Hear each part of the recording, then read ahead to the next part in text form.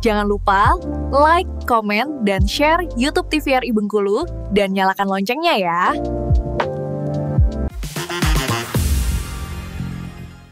Balik lagi di Opini, obrolan pas di sini. Nah, pemirsa masih dengan orang yang sama dan juga membahas tentang hal yang sama nih. Bagaimana nih sekolah rakyat untuk menunjang, untuk membantu keunggulan anak bangsa nantinya. Nah, kali ini kita mau main games bersama dengan Ibu tentunya. Bagaimana Ibu, udah siap? Siap. Siap. Harus siap dong. Kita ada permainan this or that, jadi Ibu harus jawab cepat. Siap. Nggak mikir dulu, karena nanti Oh. kita minta penjelasannya setelah pertanyaannya selesai. Mikirnya nanti belakangan ya. Iya, betul. Udah siap? Oke. Udah rapi duduknya? Oh, udah. Kayaknya udah belum. Dan ini dia pemirsa this or that. Nah, baiklah. Kita ke pertanyaan pertama. Belajar di kelas atau belajar di alat? Alam, Buku cetak atau e-book? ibu, Disiplin atau kreativitas? disiplin, Oke. Belajar kelompok atau belajar mandiri? mandiri, Pendidikan formal atau non formal? formal, Guru tegas atau guru humoris? tegas, Oke.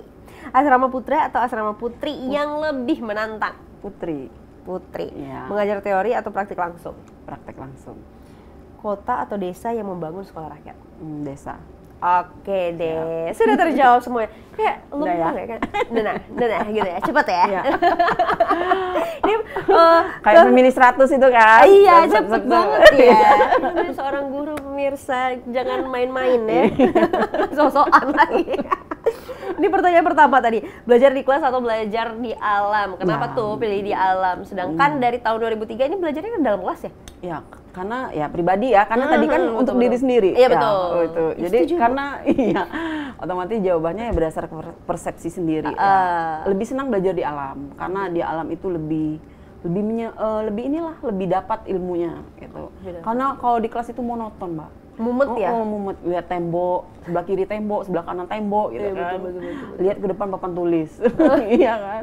Cuman Bosan memang ya. harus namanya belajar di alam itu tuntutan ke gurunya harus lebih ekstra. Iya. Bagaimana dia memodifikasi sebuah metode pembelajaran walaupun di alam, tapi ilmu yang akan ditransfer ke siswa itu tetap dapat. Gitu. begitu. Memang gurunya harus ekstra inovasi. Ya. Betul. Dan juga biar anak-anaknya nggak gampang ke distract gitu Iya, ya. heeh.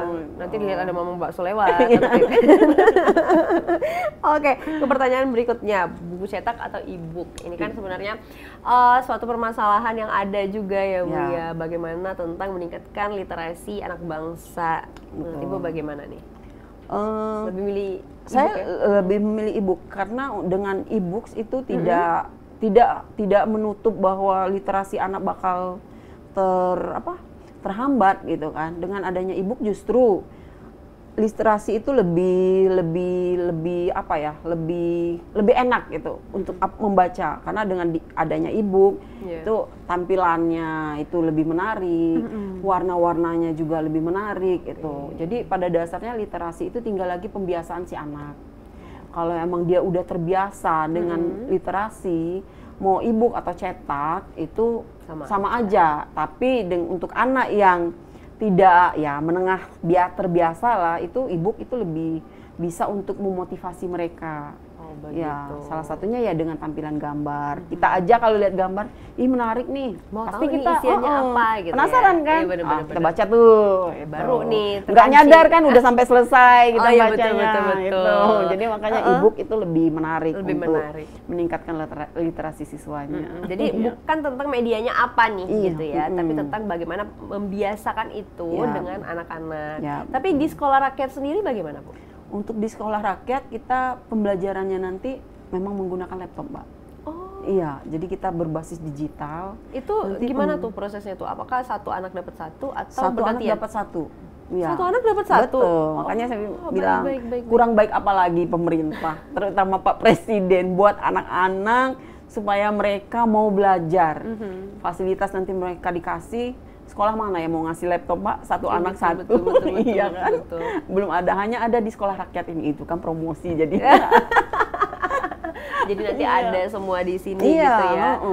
Tapi ini udah mulai diberikan atau masih dalam proses? Karena sekarang kita itu lagi proses pembelajarannya itu masih dalam masa matrikulasi. Oke. Masih pengenalan lah ya, yang Pengenalannya dulu. dasar-dasarnya. Kayak kalau matematika itu baru sebatas mungkin tentang lebih pemantapan lagi perkalian gitu kan. Belum masuk aljabarnya. Belum. Nah, itu nanti kemungkinan infonya sih akhir September itu atau pertengahan September, paling lambat akhir September anak-anak udah dibagikan laptopnya. Oh begitu, karena ini juga angkatan pertama di Bengkulu Iya, ya? betul. Perintis kita. Kita Perintis. angkatan pertama. Kalau yang di Kaur itu ada juga Mbak, mereka angkatan 1B. Oh, Ya, di kita Bengkulu angkatan 1A. 1A. Oh Ya, begitu. 1A itu ada di 63 titik, 63 lokasi. Tuh Kaur itu termasuk yang 1B, termasuk yang 37 lokasi. Iya.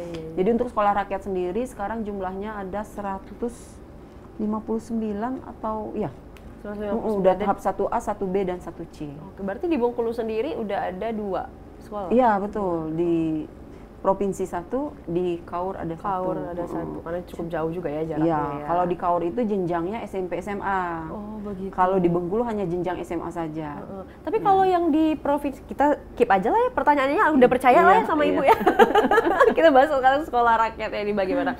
Nah, ini kalau yang di sekolah ini kan Ibu kayak misalnya di SMA ya. Betul. Oke, kalau misalnya SD, SMP-nya ada itu?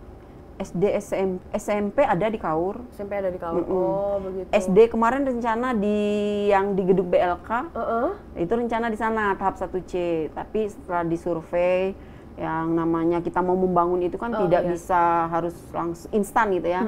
Harus disurvei dulu kelayakan bangunannya. Ternyata bangunannya belum layak. Maka Baik. rencana kemarin itu untuk anak SD. Cuma saya mikir juga kalau anak SD udah disuruh di asrama. Udah di asrama, oh ya nah betul, itu. bagaimana itu ya? Bagaimana? Jadi mikirnya, Jadi guru PAUD. Nah, mending kalau guru PAUD kan hanya berapa jam di sekolah, Iya, kan betul. ini 24 jam ngurus jadi mereka. Mama beneran? Nah, itu. Belum lagi dengan keluarga di rumah Iya, ya. karena saya aja membayangkannya, aduh kalau SD kayaknya belum siap nih. Oh berarti ini di Bengkulu baru SMA-nya dulu, menengah atasnya dulu. SMP di Kaur. Iya, SMP di Kaur, SMP SMA di Kaur. SMP SMA di Kaur, Iya. begitu ya. Nah, ini bagaimana tuh Bu, waktu awal-awal itu respon para muridnya, para orang tuanya seperti apa? Di awal pertama kali masuk. Iya. Betul. Jadi kita itu masuk tanggal 14 Juli, Mbak. Di tanggal 14 Juli itu mereka diantar oleh orang tua. Mereka diantar oleh orang tua, mereka sampai, kita antar mereka ke asrama. Orang tuanya diajak. Biar tahu tempat anak yang tinggal untuk ini loh, meyakinkan, gitu ya. Kalau ini loh tempat anak-anak nanti tinggal gitu. Jadi mereka tahu, oh ternyata bagus gitu kan. Jadi yang pertama kita yakinkan dulu orang tuanya. Orang tua udah yakin, nah setelah mereka anak-anak ke asrama, barangnya kita taruh di asrama, tuh udah kita mapping kan Mbak, udah kita petakan kamarnya. Betul. Misalkan kamar 1 putra, si A, B, dan C gitu kan. Asrama 2 itu udah, jadi pada saat hari hanya kita tidak kelimpungan lagi menentukan asrama. Nah setelah itu mereka kita cek dulu kesehatannya. Oh, Ya baik. betul, karena mau tinggal ya? iya karena mau tinggal di situ dan siswa tidak ada yang namanya penyakit menular. Iya. Karena kalau ada penyakit menular dikhawatirkan nanti kalau di asrama kan Iya betul. bisa ini ke teman-temannya yang lain. Makanya langkah pertama itu harus cek kesehatan dulu, kata Pak Menteri. Nah nanti kalau misal ada anak yang maaf terkena penyakit menular, penyakit kulit, itu kita ini kan dulu, obatin dulu, kita suruh pulang dulu. Jadi orang tuanya sembuhkan dulu, nanti setelah sembuh balik lagi. Iya, tidak kita langsung. Bukan berarti langsung ditolak gitu ya? Tidak ada kita tolak. Pulang dulu nak, nanti berobat dulu, nanti setelah sembuh balik lagi. Ada kemarin kita. Oh ada kayak begitu? Ya. Tapi alhamdulillah udah baik lagi. Udah sembuh, udah balik ya. lagi. Dia justru bersemangat untuk menyembuhkannya karena dia mau sekolah. Iya, dia mau sekolah, mau di asrama tadi. Gitu. Memang itu tantangannya seperti itu. Jadi yang pertama kali itu kita yakinkan dulu orang tuanya. Yakin orang tuanya, terus melakukan tes kesehatan dan juga tahap lainnya begitu ya. Tahap apa aja ini kita keep dulu, nanti kita bahas. Oke Ibu. Untuk pemirsa jangan kemana-mana, tetaplah bersama kami di Opini, obrolan pas di sini.